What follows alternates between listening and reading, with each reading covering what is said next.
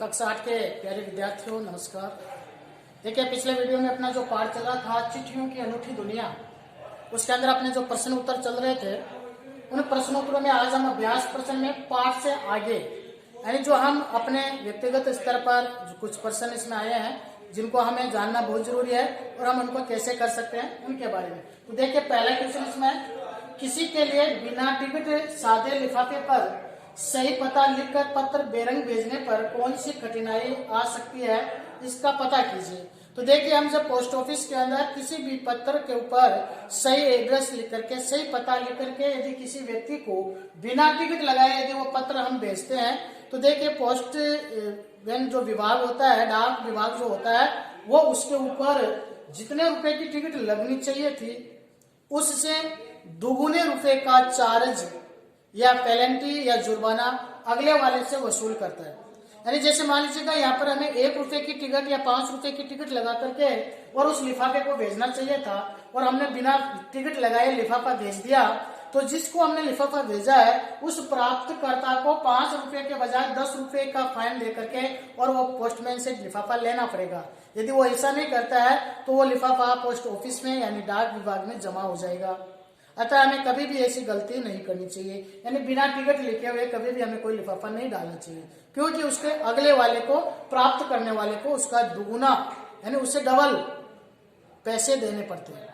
दूसरा जो क्वेश्चन आपका देखिए, पिन कोड। पोस्ट ऑफिस में हम जो भी कागज पत्र व्यवहार करते हैं उसमें 4, 2, 6 अंकों की एक संख्या होती है। 6 अंकों की इस संख्या को पिन कोड कहा जाता है। तो देखिए पोस्ट ऑफिस में या डाक विभाग में पिन कोड का एक बहुत बड़ा महत्व होता है। पिन कोड भी संख्याओं से लिखा गया एक पता होता है।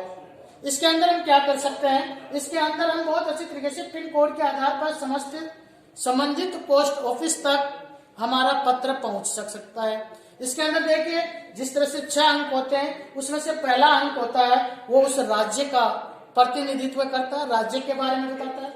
पीछे के 2 अंक होते हैं वो उस राज्य के अंदर डिस्ट्रिक्ट के यानी उस जिले या क्षेत्र को प्रदर्शित करते हैं और उसके आगे के जो 3 अंक होते हैं वो खंड और उस पोस्ट ऑफिस को प्रदर्शित करते हैं। जैसे एग्जाम्पल के लिए, उदाहरण के लिए देखिए यहाँ पर है 341509, तो यह 3 का जो अंक है वो राजस्थान के लिए प्रयुक्त होता है।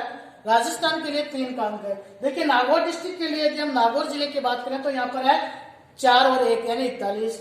उसके अंदर कुचामन की यदि हम बात करें तो कुचामन खंड के पत्र के लिए है 509। तो इस तरह से ये आपका पत्र कुचामन तक कहीं पर भी आप इंडिया में किसी भी लेटर बॉक्स में आप डालोगे तो ये आपका कुचामन पहुंच जाएगा।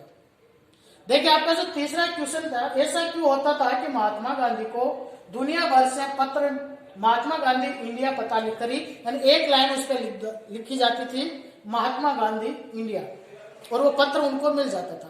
तो देखिए जो व्यक्ति अंतर्राष्ट्रीय स्तर पर प्रसिद्धि प्राप्त किया हुआ होता है, तो अंतर्राष्ट्रीय स्तर पर प्रसिद्धि प्राप्त किए हुए व्यक्ति को यदि आप इस तरह से एक लाइन लिख करके और भेजते हैं तो संबंधित देश में वो चला जाता है।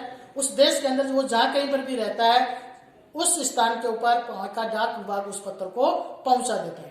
अब देखिए जो बड़ी बड़ी शख्सियत होती है उनके नाम से जो पत्र चलते हैं वो केवल उनके नाम से चलते हैं। तो इसीलिए महात्मा गांधी के लिए केवल महात्मा गांधी इंडिया लिख करके विश्व के किसी भी पोस्ट ऑफिस में यदि कोई पत्र डाला जाता तो वो सबसे पहले इंडिया आता। इंडिया में आने के बाद वो सीधा महात्मा गांधी, यदि वो साबरमती आश्रम में है तो वहां पहुंचा दिया जाता था और वहां से महात्मा गांधी के पास पहुंच जाता था। आज मान लीजिए कोई लेटर डालता है, कोई भी पत्र लिखता है और उस पर लिखता है नरेंद्र मोदी इंडिया, तो देखिए सीधा हमारे प्रधानमंत्री जी के पास चला जाएगा, क्योंकि ये विश्व स्तर की शख्सियत है।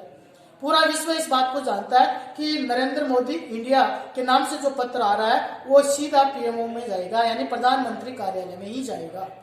इसलिए अंतर्राष्ट्रीय स्तर के जो प्रसिद्ध व्यक्ति होते हैं वो उनकी केवल उनके नाम से ही उनके पत्र या उनकी चिट्ठियां हैं वो उन तक पहुंच जाती है। आज आपको होमवर्क में 3 प्रश्न उत्तर करने हैं, तीनों के उत्तर आपको अच्छी तरीके से करने हैं और अपनी कॉपी के अंदर बहुत सही तरीके से इनको याद करना है। आज के लिए बस इतना ही। नमस्कार।